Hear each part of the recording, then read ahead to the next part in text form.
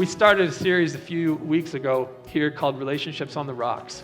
And it looks at some of the relationships that we see in the book of Genesis, the first book in the Bible. But before we got to that, we wanted to kind of lay a foundation for what ideally our relationships would look like as people. Obviously, we're not living in the ideal, and so we kind of wrestled with that over the last couple of weeks. And this morning, we're going to get into our first of several examples of relationship struggles, things that cause strife. And we're looking at the topic of anger today. And anger is something that I think from time to time, maybe we get stressed out or pressured, or we have things beyond our control, and we start to see these roots of anger kind of develop in our own lives. So we'll look at that in a few moments. But I want to recap last week really quickly first. So last week we talked about this new normal that resulted when humans decided to take good and bad into their own hands instead of looking to God's wisdom to chart out what good and bad would look like in this world He placed people in. People said, no, I'd like to take that into my own hands and I'll decide what's good and bad for myself. And that's what creates this host of relationship issues that we all still face even today. A lot of it stems from our own ideas about what's good and bad and how that differs from God's wisdom. And so God communicated that new normal in the form of a grief poem. And that poem talked about a few things that would become a new normal for humanity. And it was really God's desire to extend mercy and His sadness over these natural consequences that He knew would impact humanity from that point on. It wasn't a poem about God's ways. He wanted to punish people for their decision to walk away from Him in that way. It was more of a coming to terms with the way that humanity would be tragically impacted from this point on. And so that's what we learned about last week. Fear would become a new normal. Suddenly, people who were very open in every way with one another would start to conceal parts of themselves because they didn't know what the other person would think of them or how they would be treated if they were truly vulnerable and truly known. They would also start to see each other as possible threats, and so maybe preemptively acting with aggression or defensively or even trying to control other people, and we see that in our society as well. Maybe you felt that or experienced that even this last week. We also talked about blame and how blame entered into the equation. And instead of people taking personal responsibility for their actions, suddenly it became, how can I project responsibility on other people? How can I make them take the fall for something that I actually made the choice to do? And that's something that's tragic, but it's now part of our normal human experience. And we talked about different ways struggle would become an experience with humanity. First of all, there's this battle between good and evil now that we all experience in different ways, kind of on a larger scale. That's part of the struggle. But also as people, we struggle to produce. There's a lot of struggle, worry, anxiety, grief, pain, heartache that surrounds things like bringing children into the world. Sometimes it's with infertility. Sometimes it's with the childbearing process, which has been very, very dangerous throughout history as a whole. Sometimes it's with parenting and how we navigate parenting struggles with younger kids. And then sometimes it's how we relate with our adult children someday. And all these things, they cause hardship and they cause struggle. And then other times it's with producing and providing for our families, putting food on the table. Back in the day, it was crops, not failing due to weather or other elements, and it was working hard to cook meals and grind grain and do those things. But still, even in our workplaces, sometimes it's tough. Sometimes we experience the high cost of living where we're at, or we get laid off from our jobs, and we just have no control over the ways that our lives are impacted. And so there's some new normals, some difficulties that entered in when reliance on God was taken out of the picture and people started to depend on themselves. And that affects our relationships in a lot of ways. It also kind of affects our attitudes and how we approach each other. And so we're going to look at that today. We're going to look into different relationships over the next several weeks and see how people's lives were impacted by this new normal and how they responded. And hopefully we'll get some tips on how not to respond, or maybe on certain weeks, how to respond ourselves in order to avoid some of the strife, the conflict that comes into our own relationships. Some of it's self-inflicted, and we see a little bit of that today, kind of in an extreme way. So as we get into this story, we're in Genesis chapter 4. If you're familiar with the Bible, this is a story of Cain and Abel. two brothers, the first two brothers that the Bible accounts the lives of. And I want to hit a couple of key terms as we get into this that you need to be familiar with. First of all, things that don't come through in our English language are oftentimes the meaning of names in the Bible. The name Cain means spear. If you know anything about this story, isn't that ironic? The name Abel means vapor, a mist, something that's here and just poof, it's gone. Isn't that interesting? We're going to encounter sin for the very first time in the Bible in these verses. And sin is talking about some kind of a misstep. There's a path and we step off of it, and there's a consequence for that. Or you could think of it as an unwise choice. God says, here's the wise way to walk.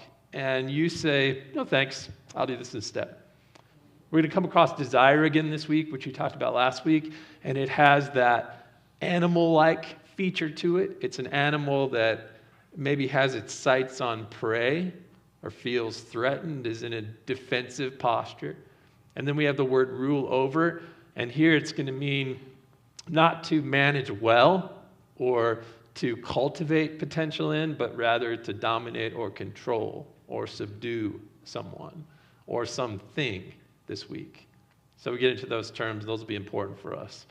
I want to look at two different aspects of anger. And the first are causes of anger. And we're going to look beyond just this story at some other things that may cause us to wrestle with anger in our lives.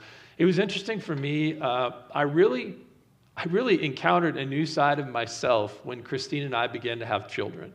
I thought I was a really patient person, and I didn't have too many flaws and room for improvement. There wasn't much room for it.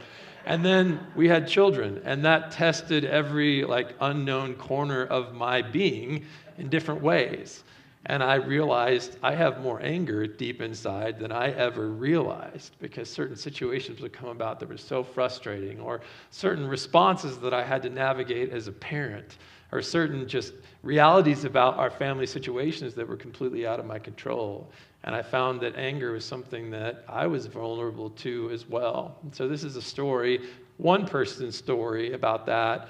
And your story may be slightly different, but I think there are things we can all learn this morning from this story. It says the man, this is talking about Adam, this first human, was intimate with his wife Eve, and she conceived and gave birth to Cain, to spear.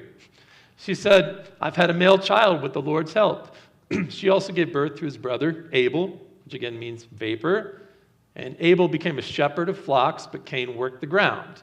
So we have a farmer, we have a shepherd. It says in the course of time, so it doesn't tell us how much time, but eventually at some point in time in their lives, Cain presented some of the land's fruit as an offering to the Lord. So, God, I want to give you this. I worked hard to produce this. The ground did as well, but look what I brought for you. And Abel also presented an offering, some of the firstborn of his flock and their fat portions. So two brothers come before God, maybe at the entrance to the garden that they were now denied entrance to, and say, here, God, we brought this to you. It says the Lord gazed at Abel and his offering, but he did not gaze at Cain and his offering. And so here's part of the cause. So the Lord looks on these two different offerings, maybe put out on a table or some platform or the ground before him, and says, this one here, that's special. I favor that, right? And think of this in terms not necessarily of favoritism or preference, but I want to frame it this way. A couple years ago, I was working a second job in addition to being a pastor. I was working at a hotel close to Zion Park, and they had this thing called Employee of the Month. And maybe you've worked for workplaces and they have Employee of the Month, right? And so think of this in terms of there's one employee that just for whatever reason, he or she stands out that month, and the general manager comes out and says, I want to recognize you. You're the Employee of the Month, right? So we're going to give you a special certificate, and we're going to give you some free items from our hotel marketplace, or maybe even a free night stay here because you just went above and beyond. There was a time when one of our maintenance crew at our hotel, they had to crawl into some vents and air ducts and take out some disgusting things that had compiled there for probably the last several years and were causing a problem. And it was not an easy job, right? But they went above and beyond. They did their job. They did it without complaining. They did it for not much pay. And so they achieved Employee of the Month, right? But what if I would have gone up and I would have said, you know what? I've been working hard too. I work at the front desk. I've answered a lot of questions. Why did you get Employee of the Month? I should have gotten that. Look at how hard I worked. And I just totally ignored the other person. That might be a situation that's happening here, where it's not that the Lord looks on Cain and says, you know, I have no desire to be close to you or something, but there's just something about what Abel brings, or maybe about Abel's heart, that God says, this is special. This is above and beyond. And so, wow, that's amazing. And so in that moment, Cain sees God's reaction to Abel, and anger starts to fester. And I put, why might this be in the case? Why might this be the case? That, again, Abel is looking at Cain and saying, Cain's looking at Abel and saying, you know, I don't know. Why might God be favorable toward one and not favorable toward the other? And I was thinking, well, maybe it's attitude, right? A lot of people have looked at this passage and they've said, well, maybe it wasn't what was brought, maybe it was the attitude. And we see a little bit about Cain's attitude unfold over the next few verses in the way that he reacts and the anger that he has. And so maybe it is something that's deeper in his heart.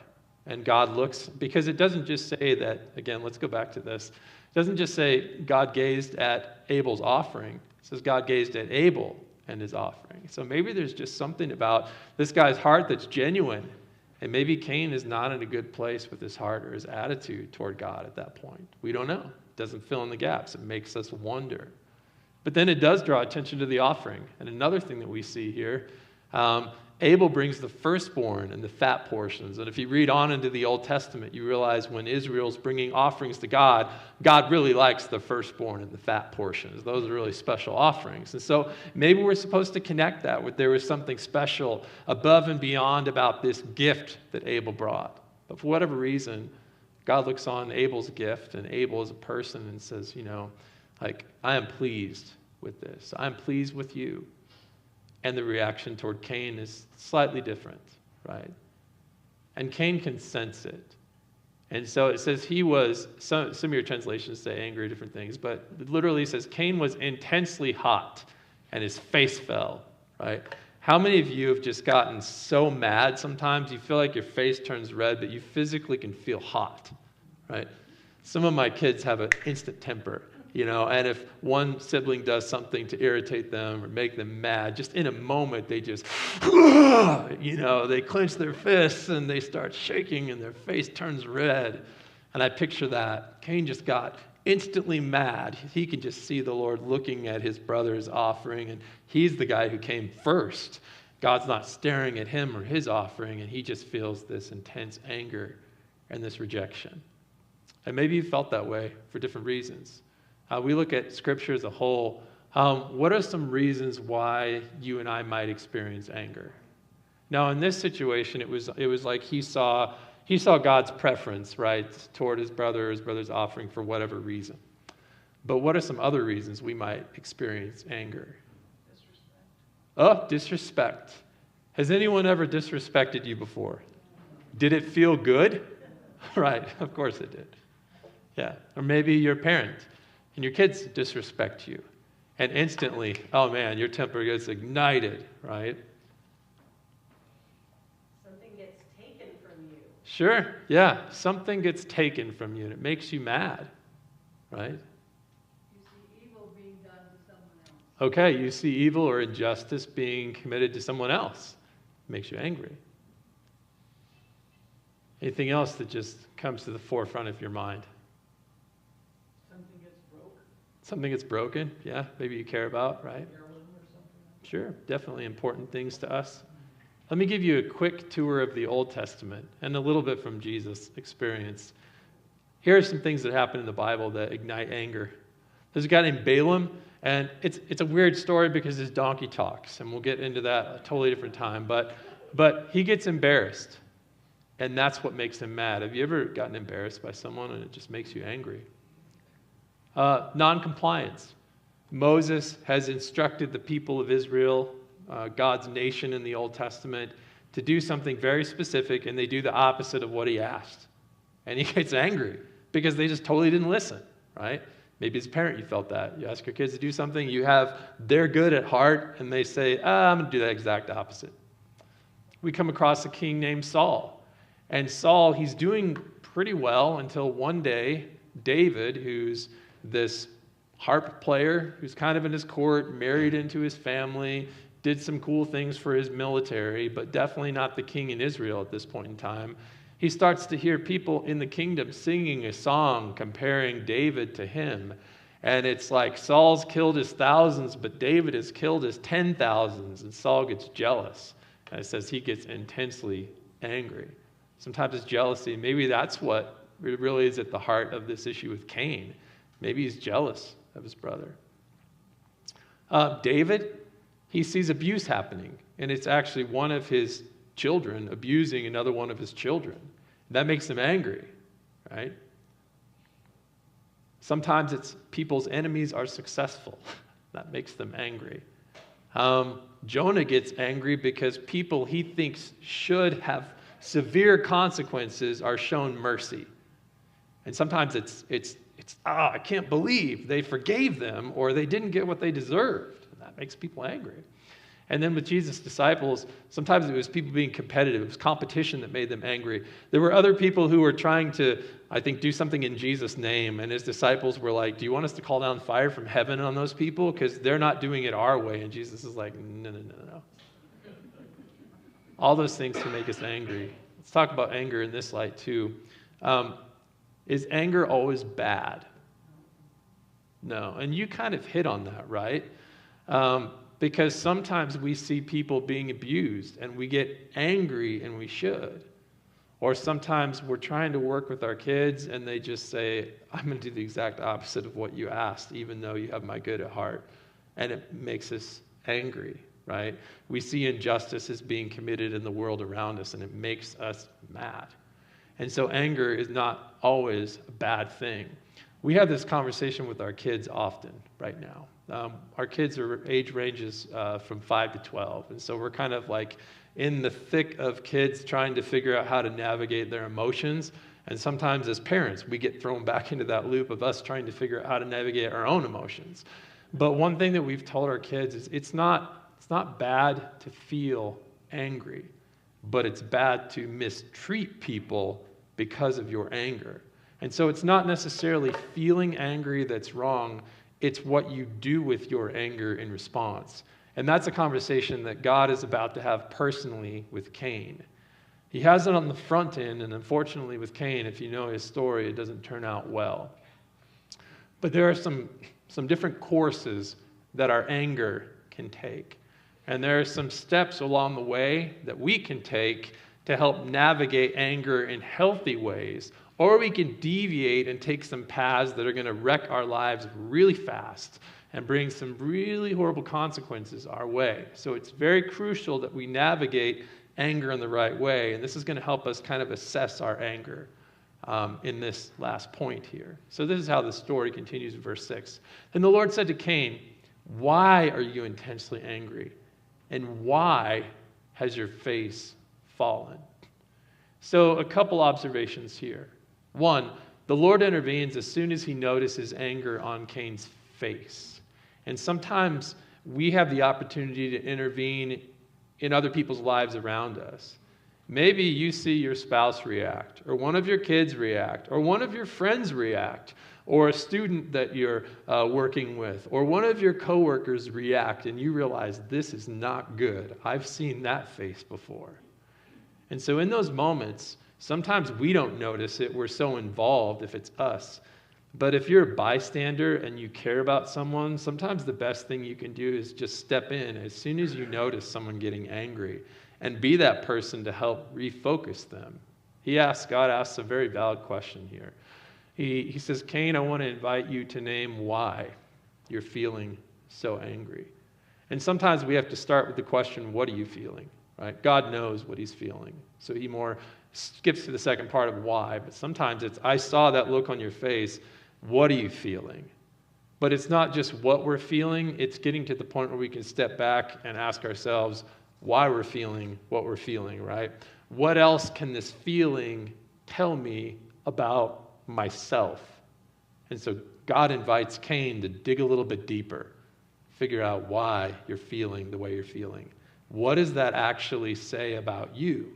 And what's going on inside your thoughts? What's going on inside your own heart? And so he invites him into that. Again, if Cain were to name the reason for his anger, what do you think he might say? If he actually took a moment to evaluate himself. Jealousy? Okay. Any other angles on that? It wasn't fair. Yeah. Well, and that's another aspect of it, because it'd be really easy to blame God, I think, in this situation, or someone else, and say, well, it's not me, right? I'm not jealous. It's that other person. But that gets back to that blame, that new normal of blame, right? And so while at times that might be the case, it might be abuse or unfair treatment that we receive from someone else, so that might be valid. But a lot of times, we have to check that as well and say, am I blaming someone else for something that ultimately, like jealousy, that I'm dealing with? Yeah. Any more responses you think Cain might have to that? Hurt. Yeah. I'm really hurt right now, right? Yeah, or maybe I'm feeling rejected right now. And that's why I'm so angry. And so God invites him into that. And that's a good thing, I think, for us to invite ourselves into, or other people as well. And then there's this aspect, is it justifiable or is it self-inflicted? And if we come to that conclusion of I'm resentful or I'm jealous, then we have to land on the square of it's self-inflicted, right? I can't justify that, right? It's me. It might have been something about me or my attitude, right, that's causing this anger to take place in the first place. Verse 7, God says, if you do what's acceptable, won't you be lifted up? And so he doesn't just have him identify why he's angry, but then the Lord identifies a way for him to prevent this unnecessary anger or resentment in the future, right? If you want to handle this differently in the future, here's what you would do. And in Cain's case, it's improve yourself in some way or your offering. And again, this story, it leaves this open to our imagination. We don't know exactly why God was favorable toward Abel in the end. But Cain does. And so God invites him into that. Like, if you do what's acceptable, and you know what you did that wasn't quite acceptable, whether it was your attitude or, your lack of effort in the offering or whatever, but next time if you handle this differently, you might not get angry in the first place. And so that's a valid course. It's a good thought, And so we can, whether it's with ourselves or whether we're bringing these questions to other people that we see experiencing anger, these are good ways to just evaluate our anger before we take the next step and do something that we might regret. But God also makes him aware of that there's other choices here, and you can act on this anger. He says, but if you do not do what's acceptable, if you choose not to wind back the clock and approach things differently, so to speak, sin is crouching at the door. And its desire is for you, but you must rule over it. And so God says, be careful, Cain. If you continue to follow through with your anger, you're going to end up acting like an animal. This sin, this desire to act in very unwise ways, it's crouching at the door. And it's almost portrayed as it's like crouching inside your own heart, right? You're about to act like an animal. And you need to exercise some self-control over that animal that's within you that wants to attack and wants to cause harm. And that's such a natural desire with anger, isn't it? To want to leash out and attack people. And sometimes we want to attack people with our words. Sometimes we want to attack people with silence, or attack people with distance, or attack people with physical actions, or attack people by ignoring them, right? Or by canceling them and cutting off all relationships. There's different ways that we try to attack people by being passive-aggressive toward them, just throwing some comments here and there. There's lots of ways that we can go about that. But they're all forms of attack. And God says, Cain, you need to exercise some self-control in this moment. That would be the wisest course. Figure out why you're angry. Figure out a better way to approach this. Whatever you do, exercise self-control in the moment, because you're too heated, right? You're too worked up.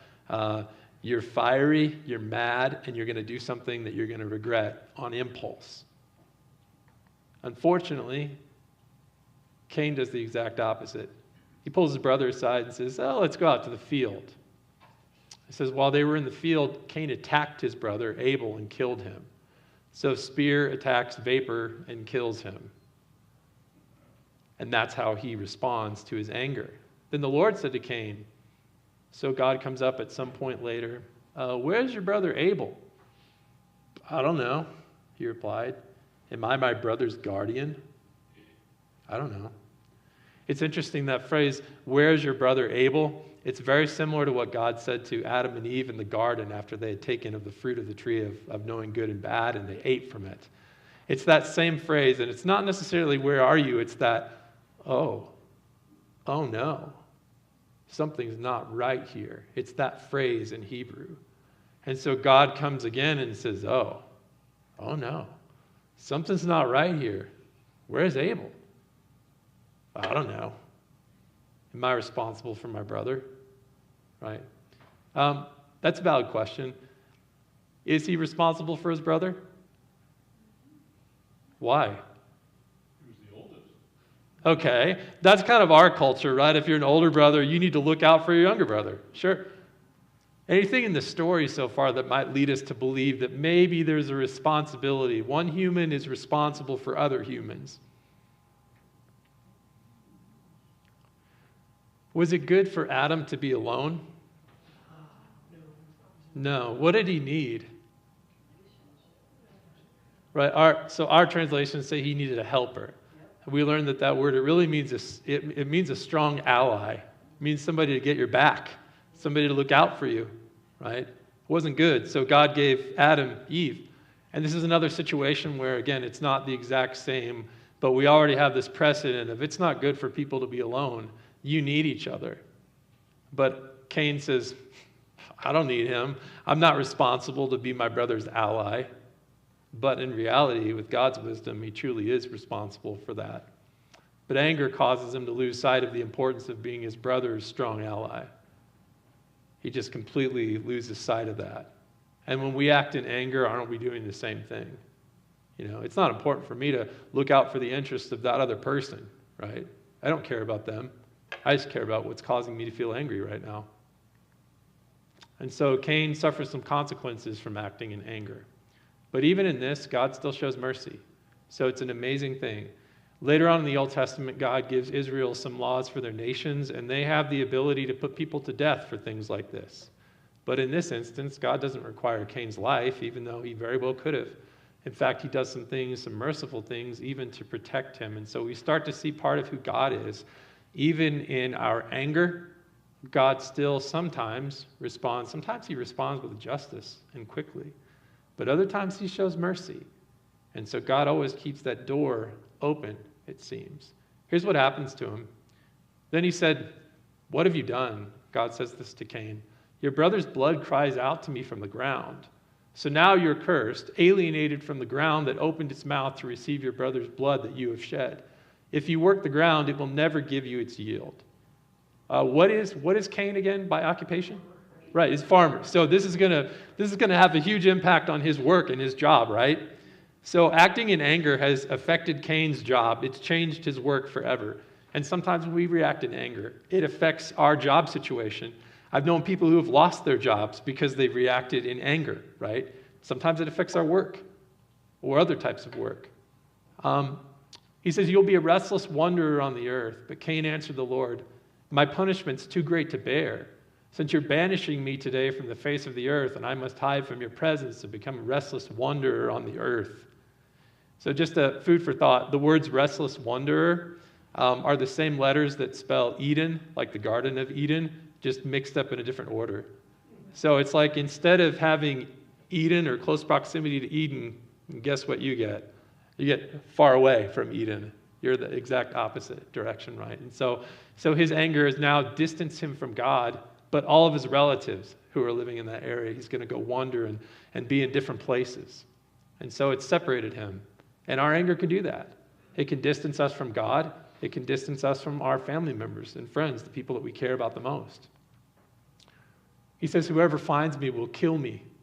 And so he's concerned because acting in anger, it also poses a threat to Cain's safety. People will look at him and go, oh, that's the guy who killed his brother.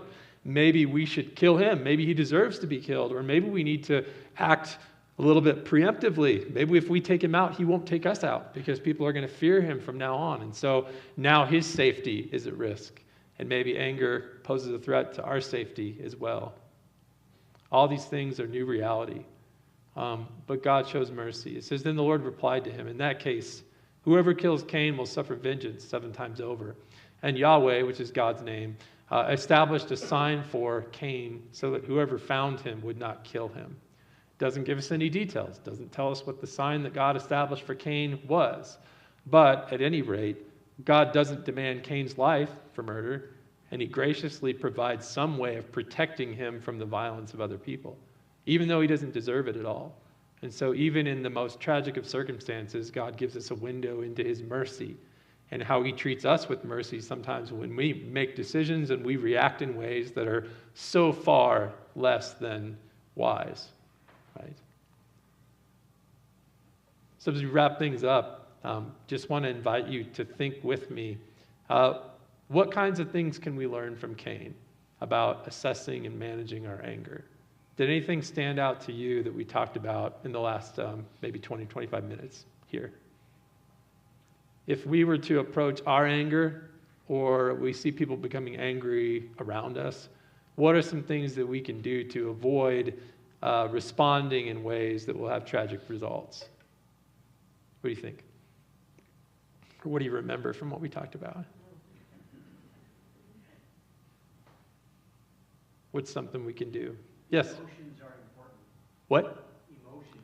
Emotions are important. And so we can, so I have a friend who likes to use the word interview.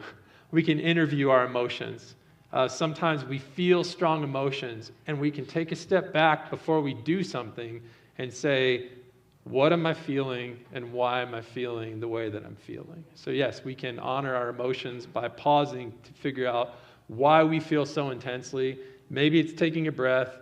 Maybe it's drinking a drink of water so that we don't say something. Maybe it's stepping aside out of the room or just pausing before we respond to our kids, something like that.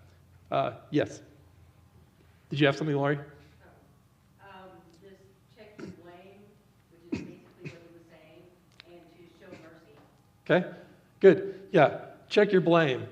Am I just projecting this on someone else when it's really perhaps me that's at fault? I've brought this anger. I've done something to invite this anger, right? It's not just the other person, sure. And also keeping mercy in mind. And maybe that's when we're responding to other people's anger, right? Because we just want to see that person face some swift consequences, or we want to do something to make that person stop being angry or stop doing something. But we have to remember we need to show mercy. Anything else that stood out to you that you think is important for us to do in that process? Try to acknowledge the other person before you do yourself. Okay, acknowledge the other person. And I would say not just acknowledging them, but valuing them, right? And seeing the value of them. They're my ally. We are on the same team here. And Cain definitely lost sight of the fact that he was on the same team with his brother. He viewed him as an enemy. Sure. So all those things are important. Maybe added to that, looking for ways to prevent unnecessary anger in the future. What can I do? I'm so angry right now. But what could I do differently so that I don't arrive at the same point in the future? Or what can I do to calm myself now that I am angry before I do something that I'm going to regret, right? And also, if I react in anger, in what ways am I more like an animal than a person, right? How can I exercise self-control over this anger? And those are a few things that we can do to, as our series title says, navigate the storms of selfishness and strife, right? Anger causes all kinds of strife, all kinds of conflict. But taking a certain course of navigating it can prevent a lot of that, and maybe even in the future. But acting in the wrong way, that'll take us into harm's way really, really fast. Let's go ahead and pray together as we close.